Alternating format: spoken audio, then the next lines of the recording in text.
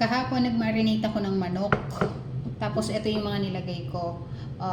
Soy sauce, ketchup, parang sweet and chili. Yan.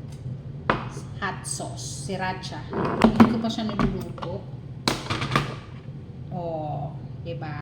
Kakabili ko lang ng oyster sauce. Yan. Lalagyan ko siya.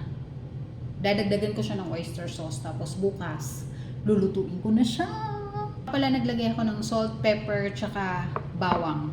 So, hindi ko alam kung anong magiging lasa nito. Ano lang to? Chamba-chamba. Chamba-chamba. Sana masarap.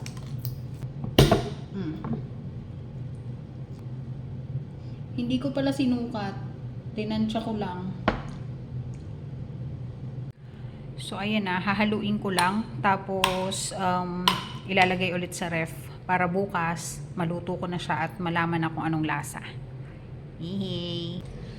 Ito na yung minarinate ko nung isang araw pa. Siguro 2 days na tong nakamarinate. Bali ngayon, lulutuin ko na siya. First time ko magluluto ng ganito kaya hindi ko alam kung anong lasa. At bahala na.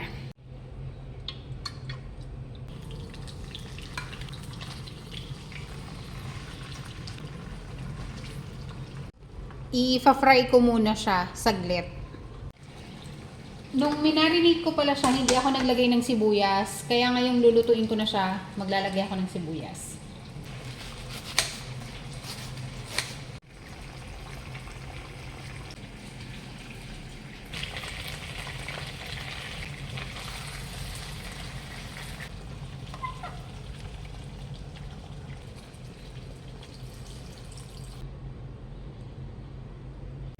Maglalagay ako ng asin kasi parang matabang for me.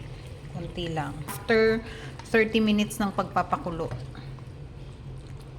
Ayan, luto na! Kakain na!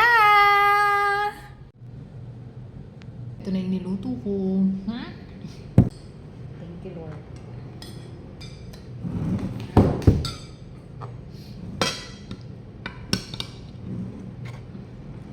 See.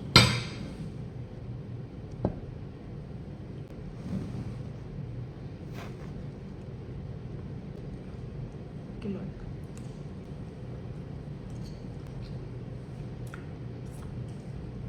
Masarap siya. Masarap yung kinalabasan. Yummy.